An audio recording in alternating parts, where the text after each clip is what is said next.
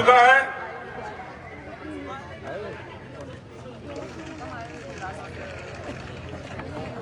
भारत माता की। आदरणीय पूर्व मंत्री गुड्डा जी, सम्मानित मंच एवं देवतुल्य जनता, जैसा कि आप सभी को पता है कि चुनाव की रणभेरी बज चुकी है। अलग अलग पार्टियों से अलग अलग प्रत्याशी हमारे बीच में मैदान में हैं। अभी मेरे पूर्व वक्ता बता रहे थे कि हमारे जो अभी सांसद है विजेंद्र जी ओड़ा, उनके पुत्र अमित जी ओड़ा मैदान में खड़े हैं और पूर्व वक्ता ने बताया कि मुस्लिम जो जाति है वो बिना मांगे ही उनको वोट दे रही है। जब एक जाति बिना मांगे हुए उनको वोट दे रही है तो उनको आपके काम करने की क्या जरूरत है।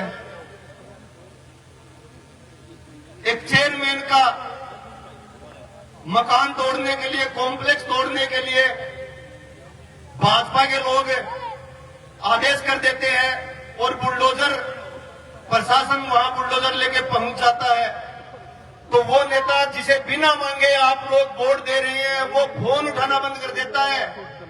लेकिन उदयपुर वाटी से चल के आने वाले हमारे लाडले राजेंद्र जी गुड्डा वहां पहुंचते हैं और उस बिल्डिंग को टूटने से बता कि एक माँ भी अपने बेटे को बिना रोए हुए दूध नहीं पिलाती है, तो आप 70 साल से बेवकूफ क्यों बने हुए हैं जो बिना मांगे विजेंद्र ओड़ा को, कांग्रेस को वोट देते आ रहे हो। दूसरी तरफ हमारे सामने एक बीजेपी का प्रत्याशी है जिसे मैं मेरी भाषा में 1.5 फुटिया कहना चाहूंगा। 1.5 फुटिया जो राजेंद्र जी गुड्डा की सुंडी के पास आता है। अगर आपके घर बुलडोजर चलता है तो क्या वो 1.5 फुटिया उस बुलडोजर को रोक पाएगा? असंभव, कल्पना भी करना बेकार है उस 1.5 फुटिया के लिए। जैसा कि आपको बताना चाहूंगा कि वो सिर्फ धर्म के नाम पर राजनीति कर रहा है, गाय के नाम पर राजनीति कर रहा है। 11 लाख रुपए गौशाला में देने के बाद चुनाव हारते वापस पहुंचता है कि मुझे मेरे 11 लाख रुपए दे दो, मैं चुनाव हार गया हूं, मैंने वोटों के लिए पैसे दिए थे। अब ऐसा व्यक्ति वो कभी कहता है मैंने राम मंदिर के लिए 1 करोड़ रुपए दिए, उस 1 करोड़ रुपए का नाम ले लेकर भाजपा की टिकट देने आ गया। तो राम और गाय के नाम पर वोट मांगने वाले नेता नेता नहीं होते हैं। मैं इस बड़े मंच से उस व्यक्ति को चुनौती देता हूं और जो 11 लाख रुपए लेने आ गया, मैं उससे ये वादा करता हूं, मैं गौ संवर्धन संस्थान का संचालक हूं, संस्थापक हूं। गौ संवर्धन संस्थान आपको बड़े मन से कहता है कि अगर वो अपने राम मंदिर के लिए दिए हुए 1 करोड़ रुपए भी वापस मांगता है तो सिर्फ 2 दिन में गौ संवर्धन संस्थान 1 करोड़ रुपए उसके वापस देगा। तो मैं आप सबसे आग्रह करना चाहता हूं, जो गाय नाम और बुलडोजर के नाम से राजनीति करना चाहते हैं, ऐसे नेताओं को उखाड़ फेंके और भाई राजेंद्र गुड्डा को वोट दीजिए। अभी मैं यहाँ पे आया तो मेरे एक मित्र कह रहे थे कि मैं राजेंद्र गुड्डा की पीठ मजबूत करनी। मेरे प्यारे साथियों, राजेंद्र गुड्डा की पीठ हम मजबूत नहीं कर सकते, वो पहले से इतने मजबूत है, वो हमारी पीठ मजबूत करने आ रहे हैं। हमारी पीठ टूटी हुई है, हमारे सर पे कोई नहीं है, ना कांग्रेस है ना बीजेपी है, इसलिए हमें हमारी पीठ मजबूत करनी है कि हमारे आगे खड़े वाला एक नेता चाहिए जो सिर्फ और सिर्फ राजेंद्र गुड्डा है। समय का अभाव है, कहने को बहुत कुछ है, लेकिन मैं अपनी वाणी को यही विराम देता हूं। जय श्री राम, वंदे मातरम। बहुत बहुत धन्यवाद। जीत चौहान, 2 मिनट का टाइम, 2 मिनट जीत चौहान अपना वक्तव्य दें। कपिल जी, राजेंद्र जी पदनपुरा, ब्रजलाल जी जांगीर किशोरपुरा मंच पर पधारें। जीत चौहान।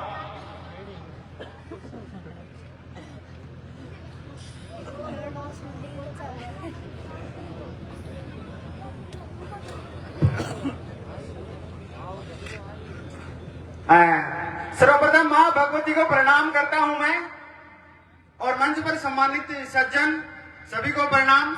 आओ मेरे छोटे भाई बहन, बड़े भाई बहन जितने भी हैं सभी को नमस्कार। समय का अभाव है, मैं ज्यादा समय नहीं खराब करूंगा। सिर्फ एक ही मुद्दे पर हल्की सी आपको 2-4 लाइन बताऊंगा, उन पे गौर फरमाइएगा। मेरा नाम अजीत सिंह है, बहुत से लोग जानते होंगे मेरे को। मैं सुल्ताना ग्राउंड में निःशुल्क आर्मी की बच्चों को तैयारी करवाता हूं। तो ये मुख्य समस्या बच्चे तो जानते ही हैं, लेकिन आज मैं आपको और इस मंच को अवगत कराना चाहता हूं कि बड़ी समस्या क्या है। समस्या ये है कि हमारे सुल्ताना गांव इतना बड़ा है, झुंझुनू में सबसे बड़ा गांव है, लेकिन हमारे पास एक पूर्ण रूप से ग्राउंड नहीं है। मैं बच्चों को तैयारी कराता हूं, लेकिन सप्ताह में एक दिन मुझे टेस्ट करना होता है कि किस बच्चे का कितना टाइम आ रहा है। वो टाइम निकालने के लिए मेरे को देव रोड जाना पड़ता है। क्यों भाई, क्या कमी है इस गांव में, क्या कमी है इस विधानसभा क्षेत्र में? इतना बड़ा गांव है, मैं बच्चों को लेकर देव रोड चला जाता हूं, और ये अब से नहीं है, 5-4 साल से तो मैं देख रहा हूं, और ग्राउंड ही नहीं है। मतलब पहले से ग्राउंड नहीं है। क्या कमी है हमारी तरफ, आखिरकार क्यों नहीं ध्यान दिया जा रहा, ये आप लोग अच्छे से जान लें। और श्रीमंत राजेंद्र जी गुड्डा से मैं निवेदन करता हूं कि आप निश्चित रूप से विधायक बनेंगे, हमारे सुल्ताना के युवाओं का पूरा सपोर्ट रहेगा। श्रीमंत से मैं हाथ जोड़ के निवेदन करता हूं कि इस मेरी समस्या का समाधान करेंगे। भारत माता की, भारत माता की। हरी सिंह जी ऑलरेडी मंच पर बता रहे हैं। अमित जी कछवा से मैं निवेदन करूंगा कि अपना संबोधन दें। अमित जी कछवा, अमित जी कछवा।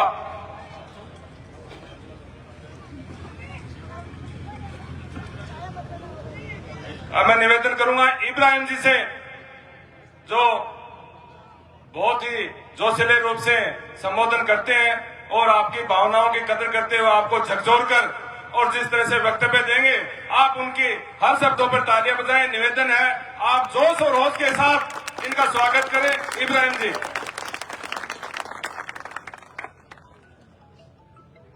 शुक्रिया। अस्सलाम वालेकुम। हेलो। जय हिंद। कई बार क्या होता है, जब ज्यादा तारीफ कर दी जाती है तो अंदर से ढक्कन बंद हो जाता है, ऐसा नहीं हो जाए कहीं। बहरहाल आज हम एक ऐसे व्यक्ति के लिए इकट्ठा हुए हैं जो दलितों का, कमजोरों का, पिसे हुए मजदूर वर्ग का मसीहा। तो खून में गर्मी भी आ जाएगी और माहौल भी बन जाएगा। जोरदार ताली राजेंद्र सिंह गोढ़ा के लिए। ये आवाज अड़ावता तक जानी चाहिए, ये अड़ावता पास में ही है, उनको मालूम पड़ जाए कि शेर आ गया। और ये शेर है ना, ये शेर सब कुछ उखाड़ के फेंक देगा। हम लोग आज तक जिन लोगों के पीछे खड़े हुए, उन लोगों ने हमेशा हम लोगों का शोषण किया है, चाहे वो किसी भी तबके का हो, किसी भी धर्म का हो, किसी भी जाति का हो।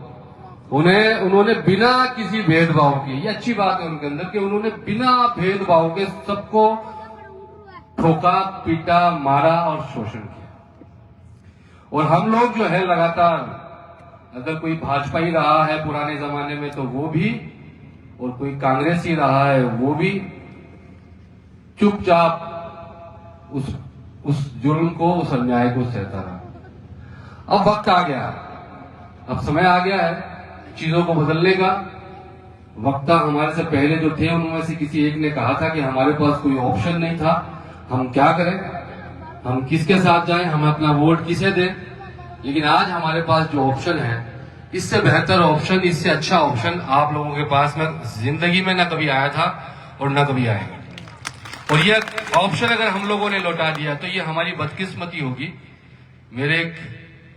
मेरे एक बड़े अजीज दोस्त के पिताजी हैं ख्याली ठिकाने से, वो अक्सर मुझे कहा करते थे, उनकी बात मुझे यहाँ अच्छी बताते हुए प्रतीत होती है कि वक्त है, तकाजा है। वो कहा करते थे कि इब्राहिम, किसी की फूटती है तो किसी की जगती है। उदयपुर वाटी की फूटी तो झुंझुनू की जगी। उनकी किस्मत खराब थी, उन्होंने इस हीरे को खो दिया। ये हमारे पास आया है, इस हीरे को हम नहीं खोदें, इस बात को हमें पक्का करना है।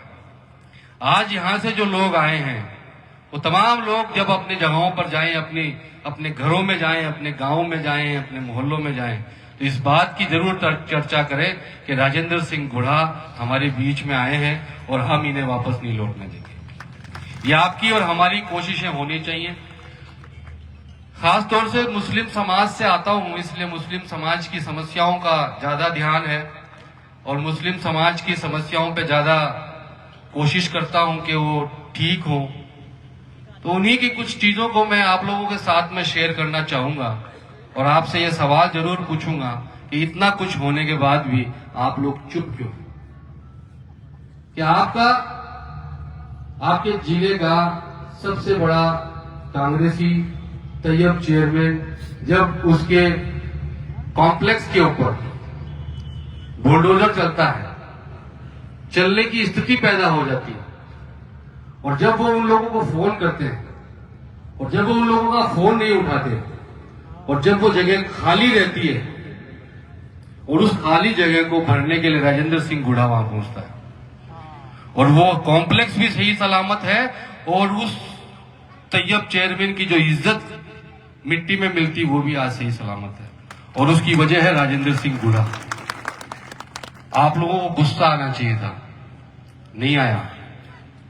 वजह क्या रही आप लोग सोचे, लेकिन आपके किसी भाई के साथ में अगर अन्याय हो तो खून खोलना चाहिए, गुस्सा आना चाहिए। अगर नहीं आ रहा है तो अवलोकन की जरूरत है कि क्यों हो रहा है ऐसा, कि हम गुलाम तो नहीं हो गए। सबसे बड़ा जनप्रतिनिधि मुस्लिम समाज का जो 5,500, 6,000, 7,000 वोटों में से जीत के आता है, अमीन मनियार, इस्लामपुर सरपंच, एक रैली निकलती है और इस बिना पर कि इस रैली का सरपंच इस रैली को अगुवाई कर रहा था और उस रैली में किसी ने कुछ नारा लगा दिया तो उतना ही दोष इस व्यक्ति का भी है।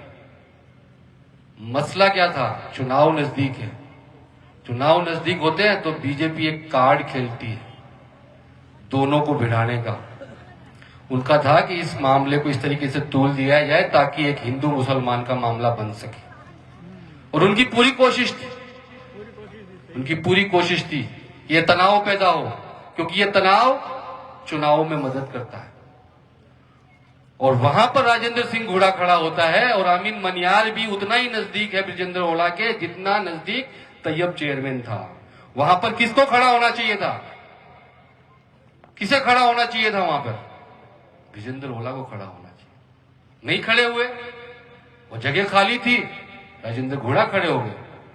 आज अमीन मनियार जो है अपनी स्थिति में अपनी इज्जत के साथ जिंदगी को जी रहा। ये क्या होता उसका?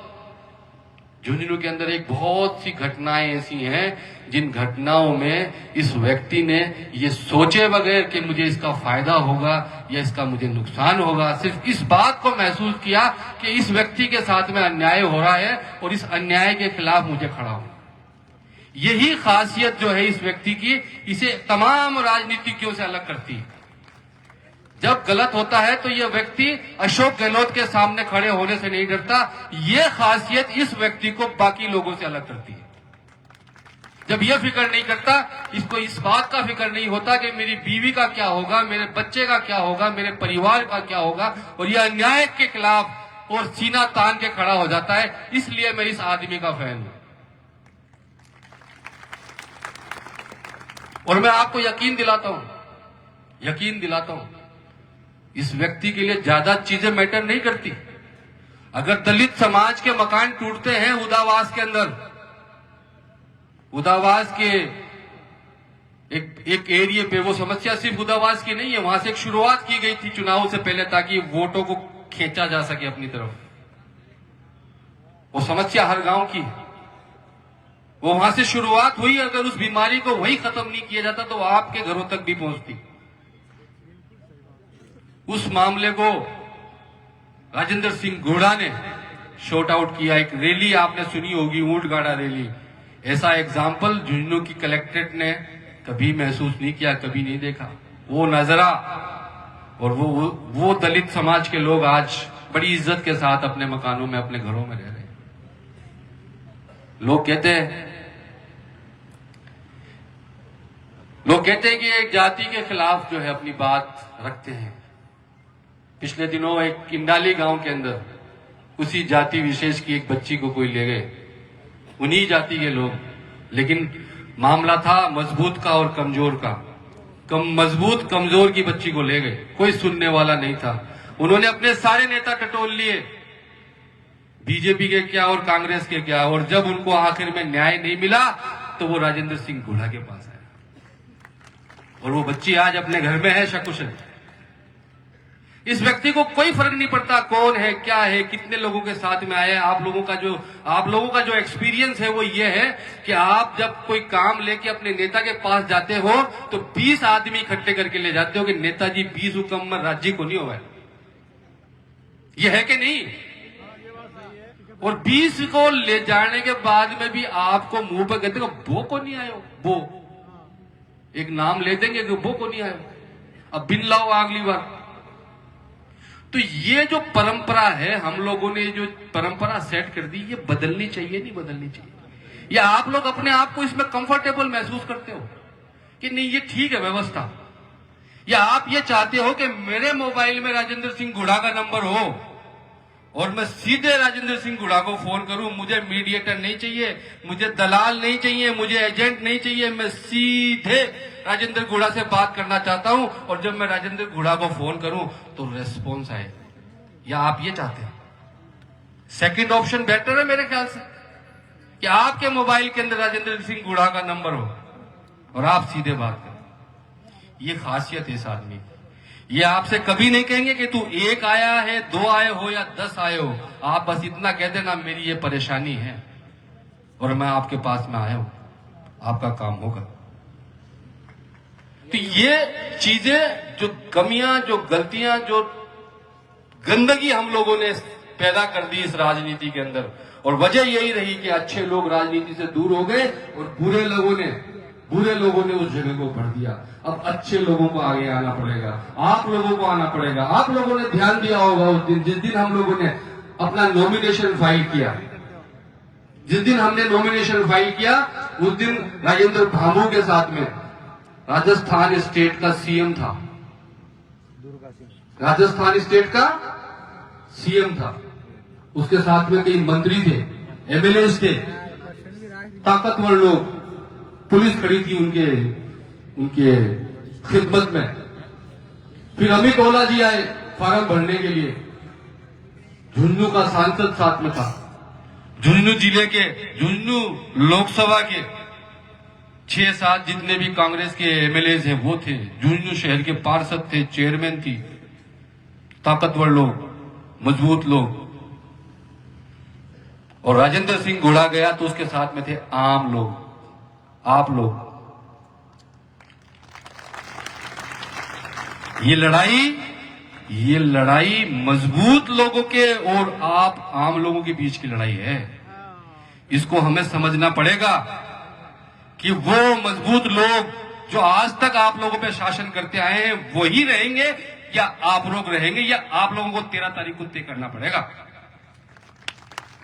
आप ये चाहते हो कि वही लोग आप लोगों को चलाएं, वही लोग आप पे राज करें, उन्हीं की शासन व्यवस्था रहे, उन्हीं की एमएलए एमपी सुने, उन्हीं की यहाँ के अधिकारी सुने, तो आपके पास वही मौका है दोबारा अपने जहां जिस बटन पे आप बटन दबाते आए थे दबाया ना। और अगर आप ये चाहते हो कि आज के बाद आपकी शासन व्यवस्था हो, यहाँ का डीएसपी, यहाँ का सीआई, यहाँ का इंस्पेक्टर, यहाँ का एसडीएम, यहाँ का आपकी सुने, तो 13 तारीख को अब की बार चेंज कर देना, जता देना काम उन सबका, उनके सबका। राजनीतिज्ञ का टेटवा दबता है ईवीएम से, ईवीएम के बटन से, और वो आपके हाथ में है। हमारी परेशानी पता क्या है कि 5 साल के अंदर 1825 दिन होते हैं, और ये 25 दिन के लिए हमें बनाते हैं, समझाते हैं, हमारे बीच में आते हैं। जैसा कि उन्होंने कहा कि मैं थिया कहूंगा, मैं बिया कर लूंगा। ये बात क्या है? उन्होंने ये नहीं कहा था कि 1825 दिन के लिए, उन्होंने ये कहा था कि 25 दिन के लिए थे जो कहूंगा वो मैं कर लूंगा, 1800 दिन तो मैं बिया ही रहूंगा जिया को मैं हूं। अब 25 दिन जो है ना, वो 25 दिन आप इस आदमी को दे दो, और 1800 दिन वो होगा जो आप चाहो। ये मेरी गारंटी है आप लोगों के साथ में। ये आदमी अपनी तरफ 100 कदम बढ़ा चुका। वो ये कहते हैं कि आप 1 कदम बढ़ाओगे तो हम 1 बढ़ाएंगे, आप 2 बढ़ाओगे तो हम 2 बढ़ाएंगे। ये आदमी अपनी तरफ 100 कदम बढ़ा चुका है। हमें सिर्फ 1 कदम आगे बढ़ाना है, सिर्फ 1 कदम 13 तारीख को, और दिखा देना उन लोगों को जो अपने आप को चौधरी समझते हैं, जो अपने आप को दलाल समझते हैं कि साहब वो गांव तो सेट है, वो गांव तो मैं सेट कर दियो रात में, वो मोहल्लो तो मैं सेट कर दियो। सेट करने का मतलब समझते हो ना? सेट करने का मतलब वो आपको बेच आए, बेच के आ गए आपको। और बेचने का और खरीदने का काम कौन करता है? कौन करता है? Dealer, dealer. और अब की बार हमें किसको चुनना है? लीडर को, जो हमारी अगुवाई कर सके, जो हमारे बुरे वक्त में हमारे साथ खड़ा हो सके, जो हमारी हंसी में खुशी में हमारे साथ खड़ा हो, और उसी मजबूती के साथ हमारे दुख के वक्त भी हमारे साथ खड़ा हो सके। और वो सारी की सारी जो क्वालिटीज होती है ना, वो सारी की सारी क्वालिटीज राजेंद्र सिंह घोड़ा के अंदर है। तो मेरी आप तमाम लोगों से गुजारिश है, इतनी बड़ी संख्या में आप लोग यहाँ आए हैं, बैठे हैं, और इतना अच्छा मजमा आप लोगों ने सेट किया है यहाँ पर। मैं आप तमाम लोगों को मुबारकबाद पेश करता हूँ इस बात के लिए कि आजादी की इस लड़ाई में जो अभी हमारे से पहले वक्त था, तो उन्होंने कहा था गुलाम हो गए हम। बिल्कुल हम मानसिक तौर पर लोगों के गुलाम हैं। उस गुलामी की आजादी के लिए आप लोग अपने घरों से निकल के आए हैं। आप तमाम लोग मुबारकबाद के मुस्तहिक हैं, और मुझे इस बात की पक्की पक्की पक्की उम्मीद है कि हम लोग जो है ना इस चुनाव को जीत रहे हैं। और आने वाला जो समय है वो उन ताकतवर लोगों का नहीं होगा जो उस दिन अमित ओला के साथ में और भांगू के साथ में वहां गए थे।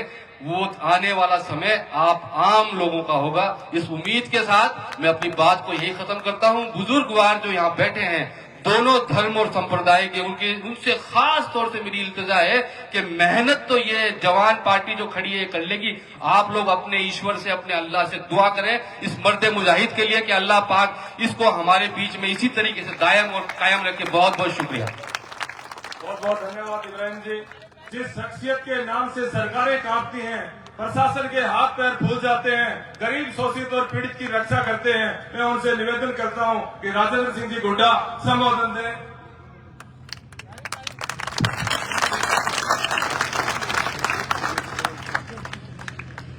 जगह लोग पीछे खड़े हैं, बाबा चेहरा दिख रहा है बोली।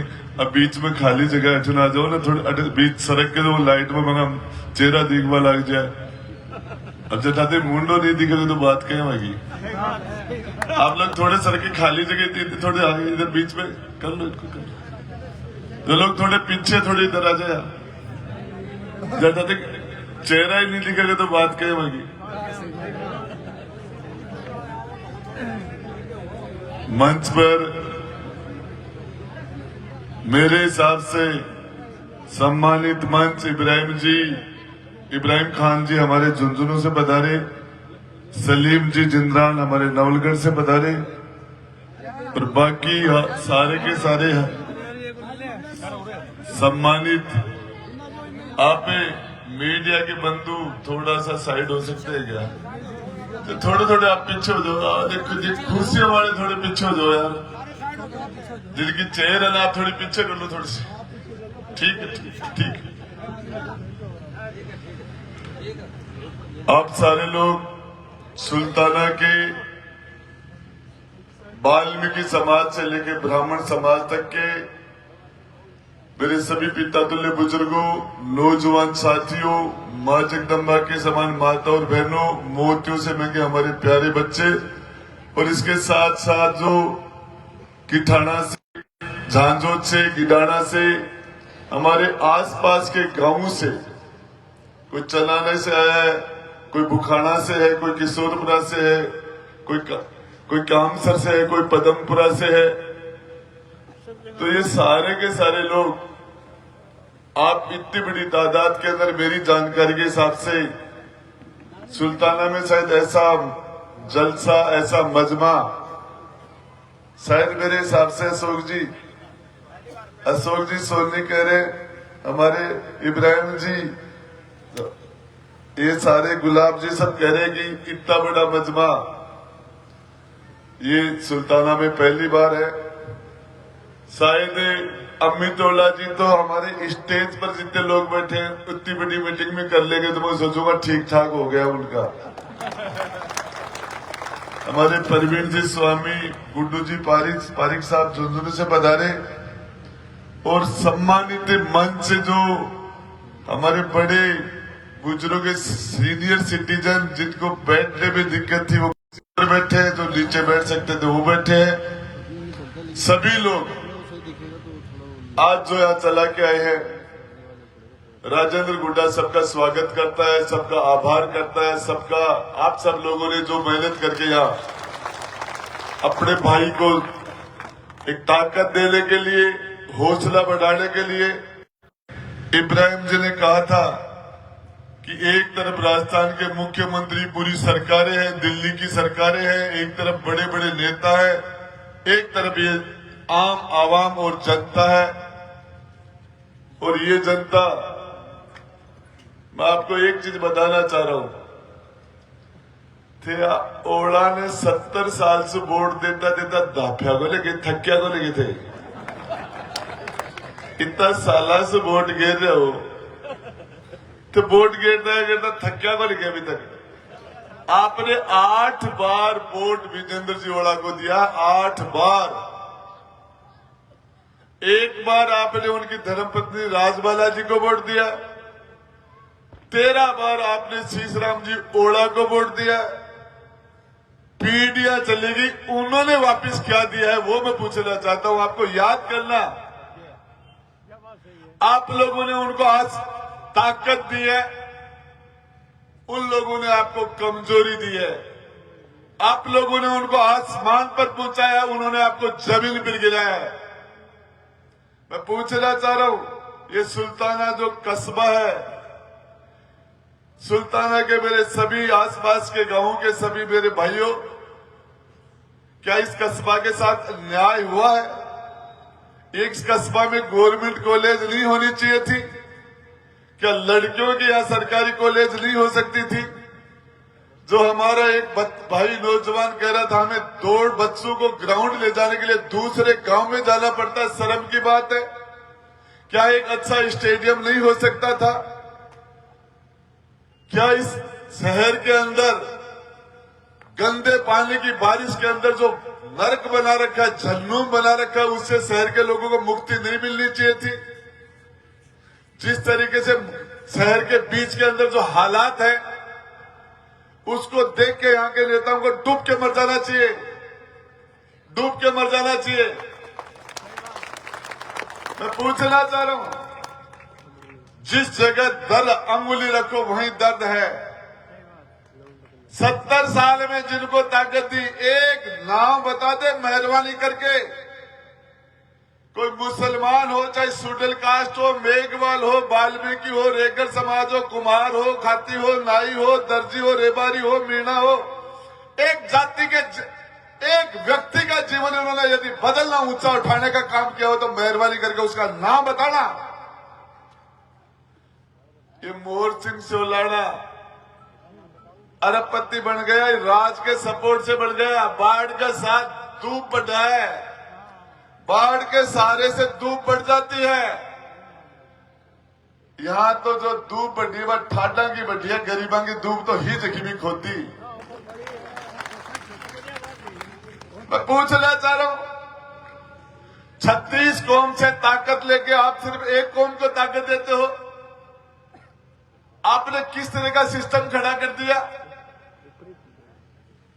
शीशराम जी ओला को वोट दिया, आपको थोड़ा थोड़ा समझ में आता है, दे दिया। पार्टी के नाम से पुराने लोग थे, पार्टी के नाम से वोट दे दिया। विजेंद्र ओला को किस नाम से दिया था? वो उनका बेटा है, इसके अलावा और क्या है? शीशराम ओला का बेटा है विजेंद्र ओला, इसके अलावा क्या क्वालिटी है? मेरे पास 10 साल मेरे साथ बैठा है, किस बात पर वोट दे दिया?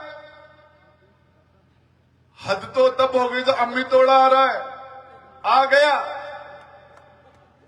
अमित ओला के भी बेटा है, तुम थके या नहीं, तुम थक जाओ, वो नहीं थकेंगे। अमित तोड़ा की क्या क्वालिटी है? सिर्फ एक क्वालिटी है कि वो सीसराम ओड़ा का पोता है, बस। सीसराम ओड़ा का क्या, नहर की बातें करते करते दुनिया से चले गए, पानी की टूटी नहीं कूदा पाए। किस तरह की बातें करते हैं? हम विकास के अंदर सीकर से आगे थे, आज चूरू हमसे आगे चला गया।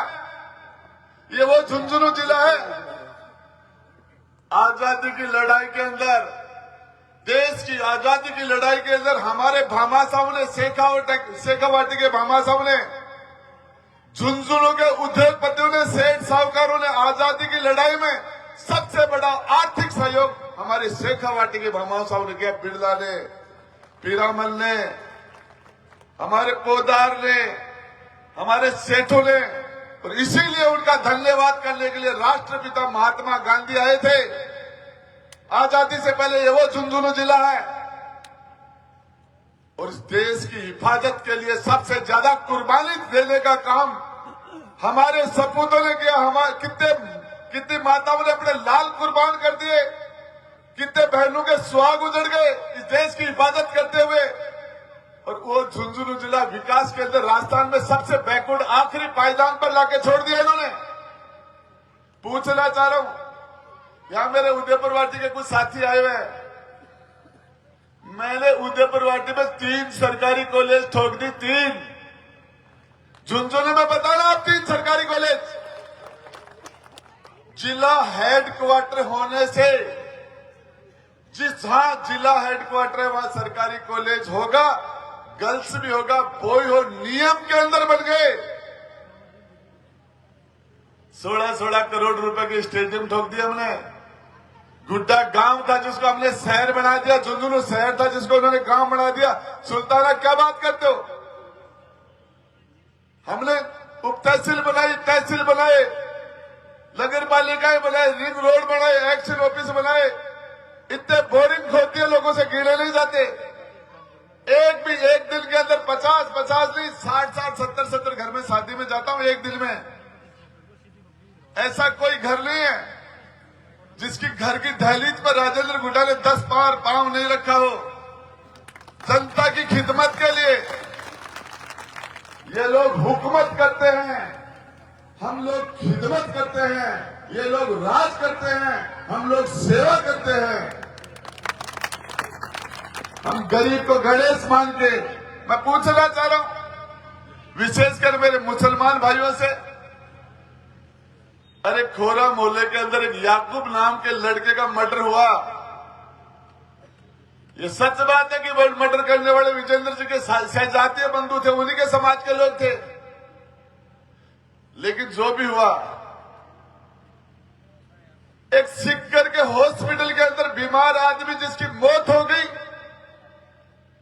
उसको सड़क पर लाके, बीमार मरने के बाद उस आदमी को सड़क पर लाके जाम लगा दिया। और 50 मुसलमानों को, जो आदमी हॉस्पिटल में अपनी मौत मरा था, मर्डर का मुकदमा लगा के, और 50 मुसलमानों को 302 के मुलजिम बना दिए, और 1000 लोग इकट्ठे हो गए। किसी ने मारा नहीं था, मौत मरा था वो।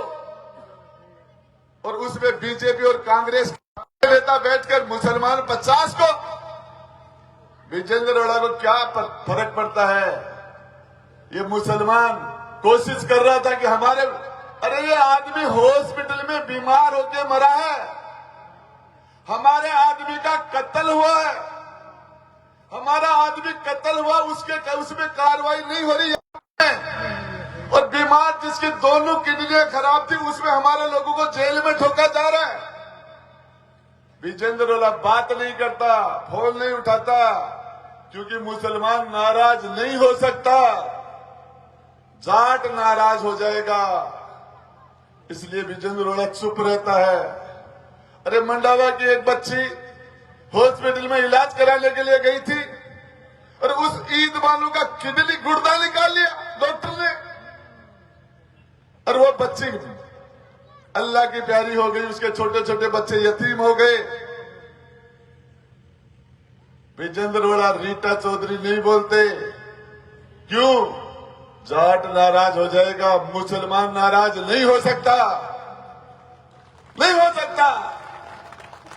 अरे बच्चा भी अपनी मां से नाराजगी जाहिर करता है। 2 साल का बच्चा वो भी रूसता है। तुम तो रूसना ही भूल गए।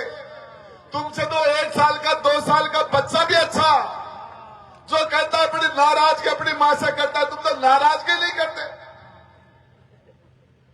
और उसी का रिजल्ट है 86 के अंदर दूसरे एक नौजवान का कत्ल हो जाता है। कत्ल वही है जो उस खोरा मोलो में जिन्होंने कत्ल की, वही उनके भाई 86 में 2 महीने पहले एक मुसलमान के बच्चों का फिर कत्ल हो जाता है।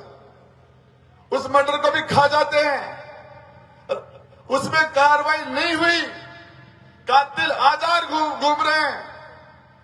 और आज 21 तारीख को फिर एक मुसलमान धोबी का गरीब का बच्चे 22 साल के बच्चे का फिर किडनैप और फिर हत्या। हॉस्पिटल में दम तोड़ दे रहा, जिंदगी की मौत की जंग हार जाता है वो। पूरा प्रशासन लग के और उस मुसलमान को परिवार को दबा के रात के रात उसको दफनाना चाहता है। अरे तुम्हारे बच्चों के रोज कत्ल हो रहे हैं और उसके बाद तुम कैसे माँ बाप हो, कैसे बुजुर्ग हो? अरे लोलगढ़ झुंझुनू जिले में आता है, विजेंद्र ओड़ा के लोकसभा क्षेत्र में है। जिस बच्चे की लाश पड़ी है वो अभी उसकी लाश पड़ी है, उसको बेरहमी से कत्ल कर दिया। और कत्ल करने के बाद एक नरेंद्र महिला उस बच्चे के बाप को कहता तेरे बेटे को बोरी लेके आ जा, टुकड़े हो गए हैं, ऐसे लाश नहीं ले जा पाएगा, ले जा इसको। फिर मुकदमा दर्ज नहीं होता। 5 दिन तक उसका परिवार लोलगढ़ और मुकलगढ़ के बीच में चक्कर काटता है। एसपी साहब को कहना पड़ता है, डिप्टी साहब को कहना पड़ता है मुकदमे के लिए। विजेंद्र ओड़ा नहीं बोलता। किस लिए बना रखा आपने इसको? तुम क्या कर रहे हो? तुम्हारे बच्चों का कत्ल हो रहे हैं। आपके पीपली चौक के अंदर एक साजिद के साथ बदमाशी होती है। मैं पूछना चाहता हूं, संविधान के अंदर डॉक्टर अंबेडकर ने संविधान में लिखा कि जाति के आधार पर किसी के साथ पक्षपात नहीं होगा, धर्म के आधार पर किसी के साथ पक्षपात नहीं होगा। ये दाढ़ी देख के, टोपी देख के, बुर्का देख के और नाम देख के आप क्यों पक्षपात कर रहे हो? ये सब डॉक्टर अंबेडकर के संविधान का उल्लंघन है। बाबा साहब भीमराव अंबेडकर ने जो संविधान बनाया था, चाहे महिला हो चाहे पुरुष हो, चाहे मुसलमान हो चाहे हिंदू हो, चाहे वाल्मीकि हो चाहे ब्राह्मण हो, हम किसी के साथ पक्षपात नहीं करेंगे। जाति के आधार पर, धर्म के आधार पर और लिंग के आधार पर, रंग के आधार पर। और हम शपथ लेते हैं, विधानसभा में जाते हैं, तब उसे फार्म भरते, तब भी मैं राजेंद्र गुड्डा, मैं विजेंद्र ओड़ा ईश्वर की शपथ लेता हूं कि मैं संविधान की रक्षा करूंगा, संविधान के नियमों का पालन करूंगा, मैं किसी के साथ पक्षपात नहीं करूंगा। शपथ लेके उसके बाद भी पक्षपात करते हैं। मेरे भाई एक बात सुन लेना, मैंने इब्राहिम जी से सुना है, सीखा कि अल्लाह भी कहता है जो अपनी हिफाजत नहीं करता उस कौम की ऊपर वाला भी हिफाजत नहीं करता। जो अपनी हिफाजत नहीं करती जो कौम, उसकी ऊपर वाला हिफाजत नहीं करता। मेरा आपसे निवेदन है, जितनी बात बताऊंगा ये नहीं, हमारे शेड्यूल कास्ट के SC ST के भाइयों, आज आजादी के 78 साल बाद में जिन घरों में रह रहे हैं, आपको पट्टे नहीं दिए। 78 साल से रह रहे हैं, देश को आजाद हुए, और उसके बाद में जो कहे कोई सरकारी जमीन पे बैठा उसको पट्टा ही नहीं दिया। उदयपुर वाटी में राजेंद्र गुड्डा तो दे दिया हमने, बूढ़ाजी में दे दिया, रुगनाथपुरा में दे दिया, जोड़ में दे दिया, गौचर में दे दिया। 5-4 पीढ़ी से जिनका जन्म है उनको जमीन का पट्टा दे दिया हमने। पटवारी जाता है, नोटिस देता है, और उसके बाद में आपको क्या कर रहे हैं लोग? ये बीच में ठेकेदार बना दिए, बीच में दलाल बना दिए। 5 साल का बच्चा, 10 साल का बच्चा जिसका वोटर लिस्ट में नाम होगा ही नहीं, वो हाथ पकड़ के काम करवा लेता है।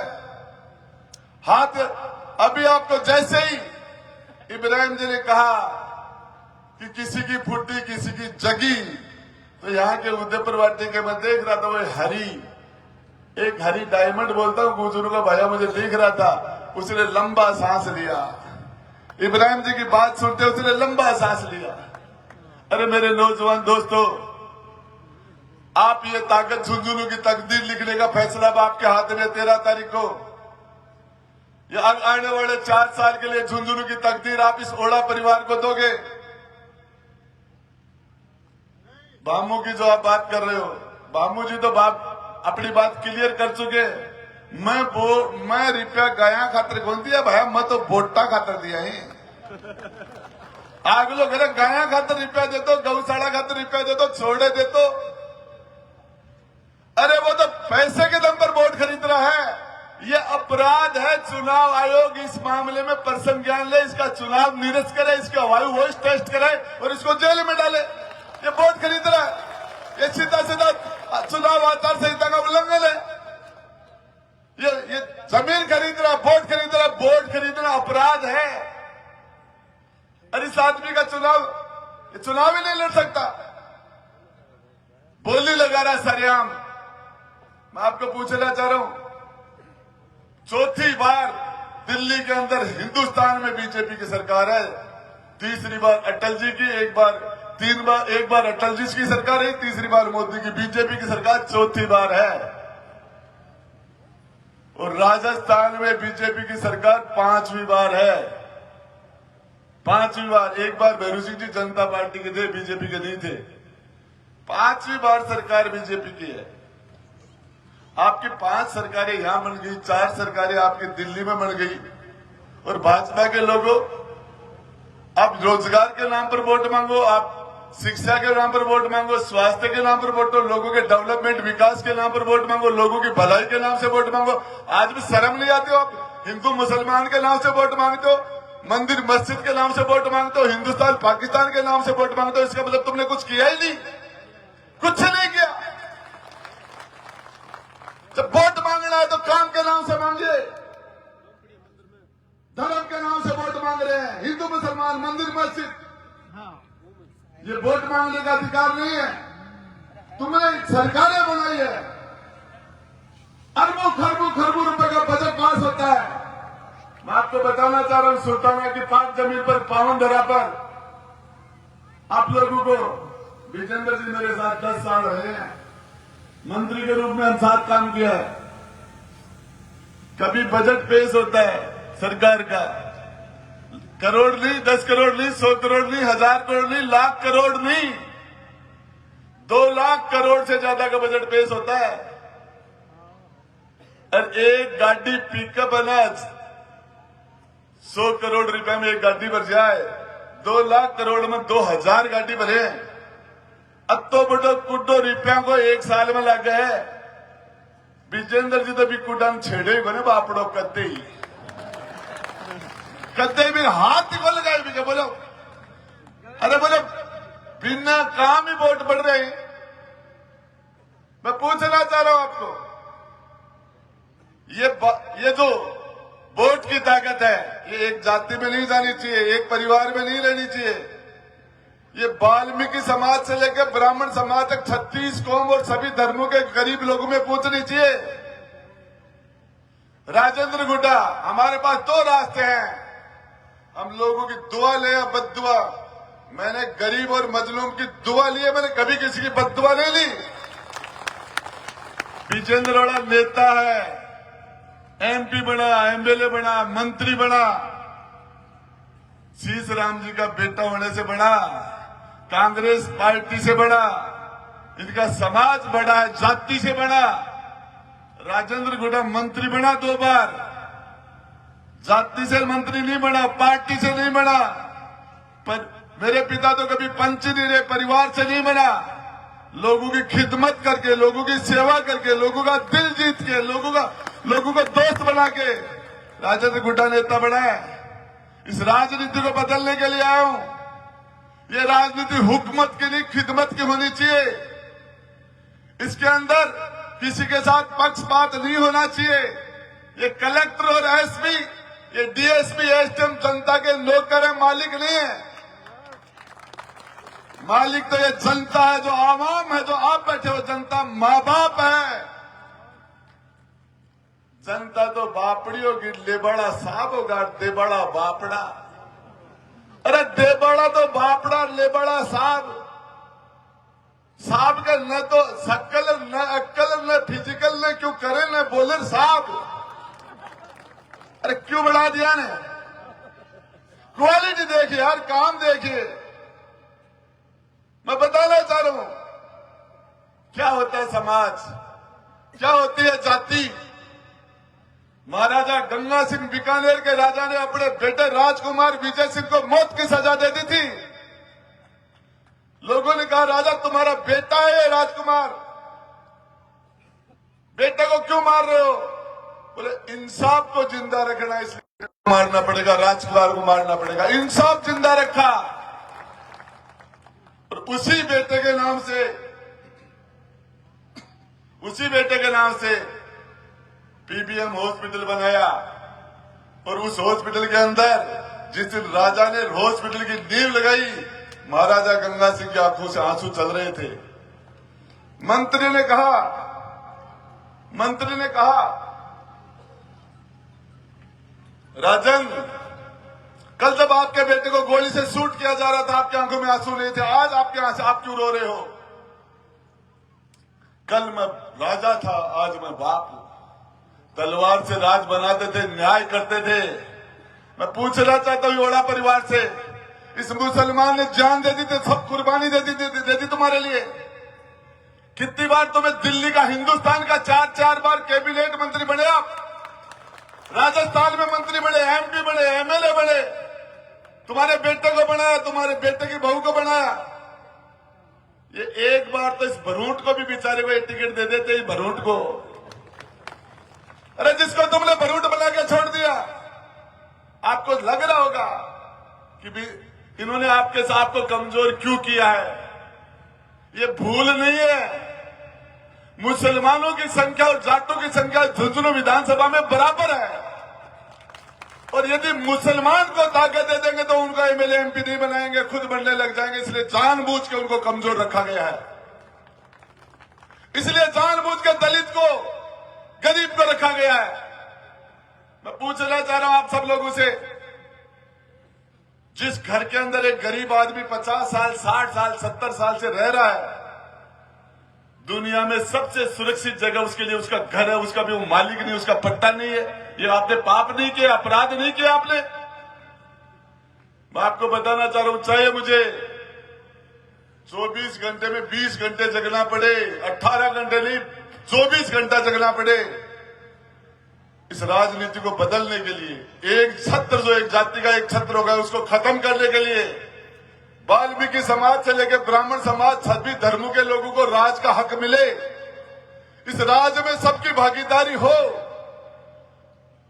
और ये अधिकारी वो बेटे वो नौकर की तरह काम करे, मालिक की नहीं। एक कौम को डराना छोड़ो। क्यों डराया जा रहा भाई? वो बेचारा अमीन मणियार तो पाकिस्तान जिंदाबाद बोला ही नहीं था। और पाकिस्तान की एम्बेसी हमारे हिंदुस्तान नई दिल्ली में है, और हमारी एम्बेसी पाकिस्तान में है।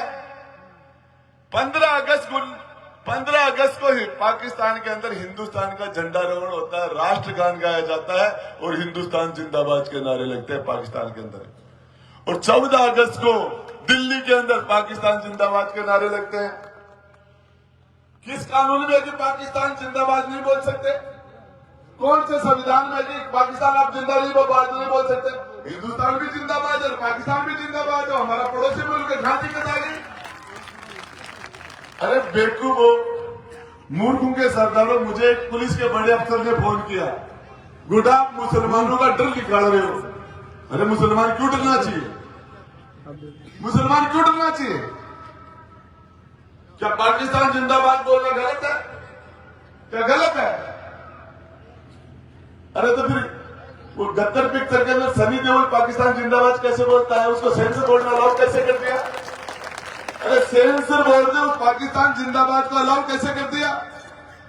हमारा पड़ोसी मुल्क है। आज से 10 दिन पहले हमारे हिंदुस्तान के विदेश मंत्री पाकिस्तान गए हैं। हमारी रिश्तेदारियां वहां, हमारी रिश्तेदारियां हैं। 100 बार बोलते हैं पाकिस्तान जिंदाबाद, हिंदुस्तान भी जिंदाबाद, सारी दुनिया जिंदाबाद। कहां दिक्कत है? लेकिन डर रहना चाहिए, इस तरह की राजनीति बंद की जानी चाहिए।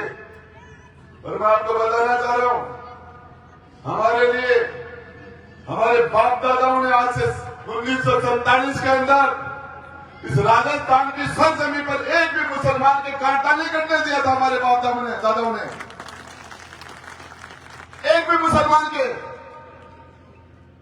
और साहब विजेंद्र सिंह ओड़ा के बबलू मामू जी के रिश्तेदारों नारनौल के अंदर सरेआम कत्लेआम कर दिया था।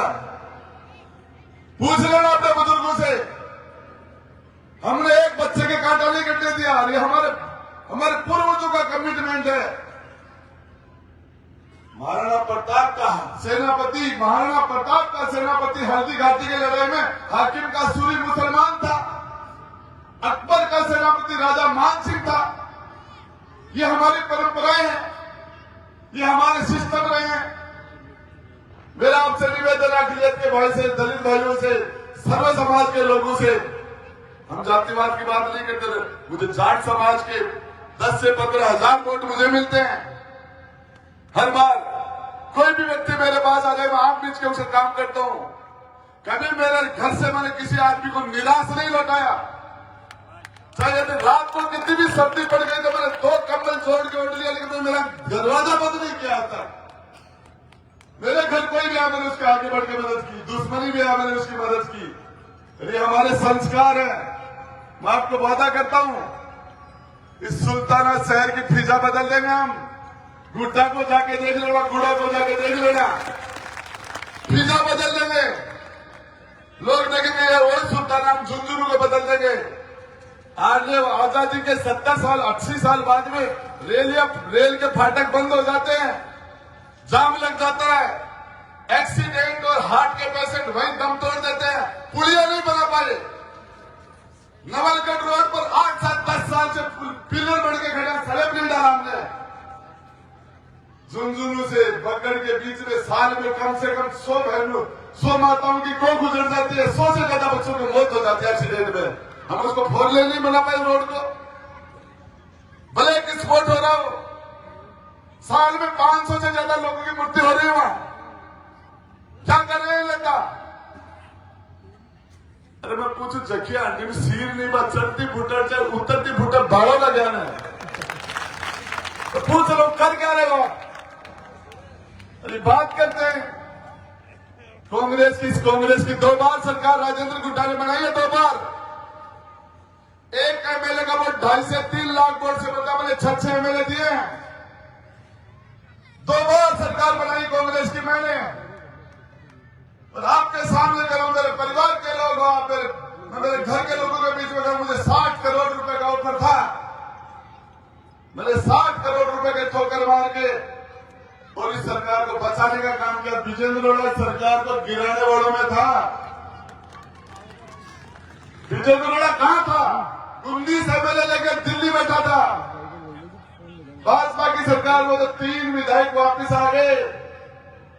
दीनवाड़ा का और चेतन डूडी, सवाई माधोपुर का दानी सबरार, राजा खेड़ा का वो रोहित बोरा, तो 3 एमएलए वोटा में गया। नहीं वो तो फूल में चले गो, किस चीज गए तो चले गो। और गया बैठा सुनो आगला हीरोइन तो चलेगी, वो हीरोइन को ले पाए नहीं तो काम चपा दियो। तो किस चीज की बातें करते हो? पार्टी की बात करते हो? किस पार्टी की बात करते हो? मैं पूछना चाह रहा आपसे, ये कांग्रेस का टिकट अयूब खान के पास था। सीसरा मोड़ा तिवाड़ी बन के आ गया था और सीसरा मोड़ा ने कहा था ये हाथ का निशान, ये शैतान का पंजा है।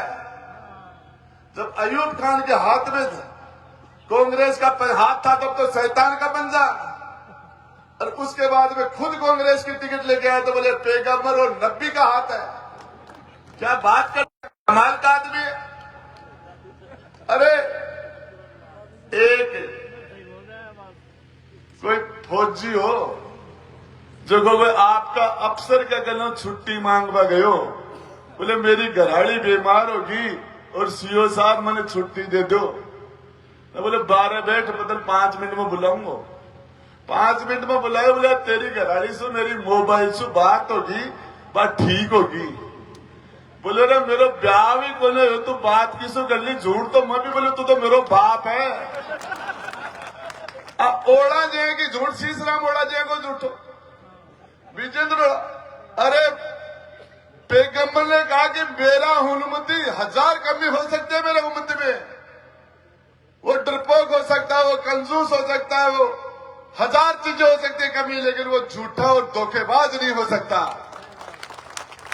पैगंबर ने कहा है, और आपने जिसको नेता बना रखा इससे बड़ा धोखेबाज न पार्टी को छोटा न आप लोगों को ठगा। मैं तो इतनी बड़ी तादाद में आप लोगों का आना, मेरी बात खत्म कर रहा हूं एक बात के साथ।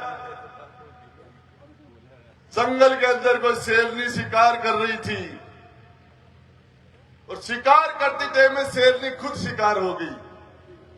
उसका बच्चा छोटा था, यतीम था, शेरनी का बच्चा अनाथ हो गया। बच्चे का मरना निश्चित था, लेकिन उधर से कोई बकरी निकल रही थी, बकरी के थड़ों में दूध था, झाड़ी के पत्ते खा रही थी वो बकरी। उस शेर के बच्चे ने बिलबिलाती भूख से उस बकरी के थड़ों को मुंह में ले लिया और बकरी के दूध का प्रेशर था, उसने उसको दूध पिला दिया। बकरी का आना जाना होता था चरने के लिए जंगल में, वहीं शेर के बच्चे की घुर थी, मांद थी, बच्चा उसका दूध पी लेता था। और उसके बाद में समय निकला और शेर का बच्चा जंगल का राजा बन गया।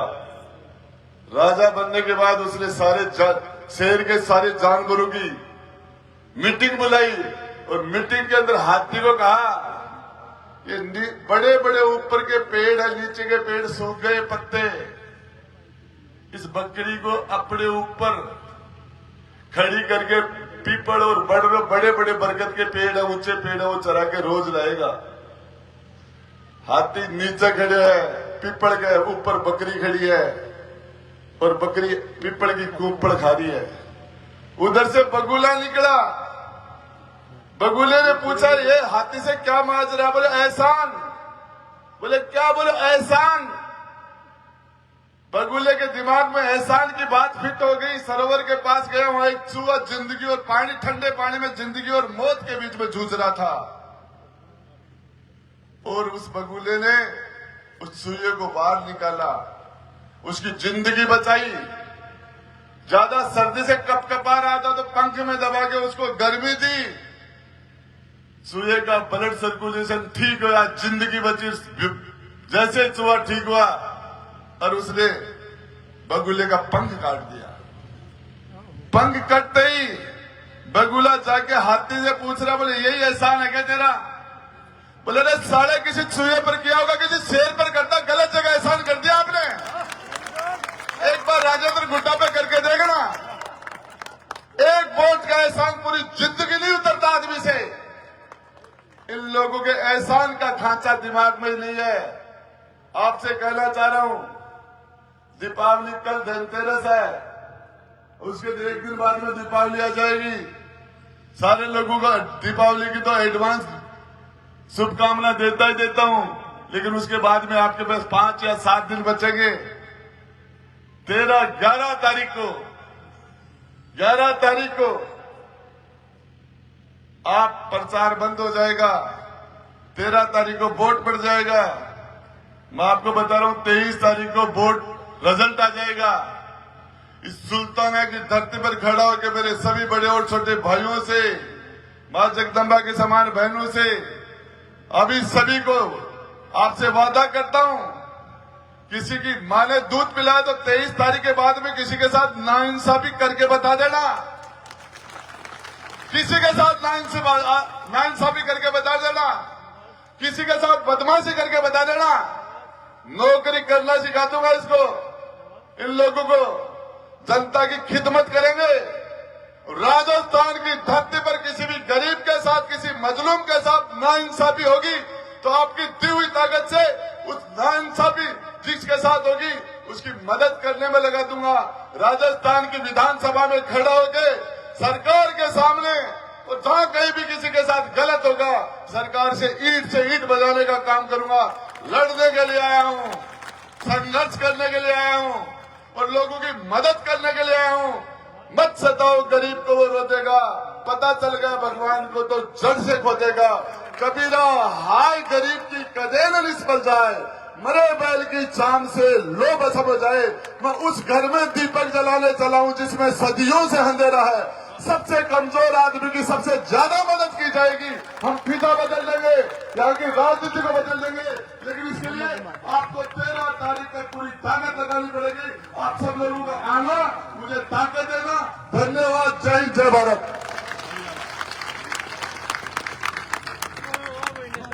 गुड्डा संघर्ष करो, गुड्डा संघर्ष करो, गुड्डा मारो भाई लो, गुड्डा मारो भाई लो।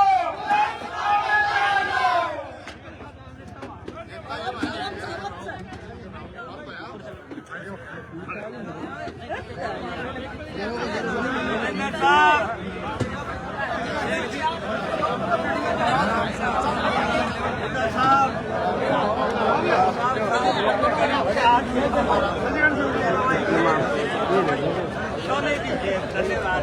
मालिक सलामत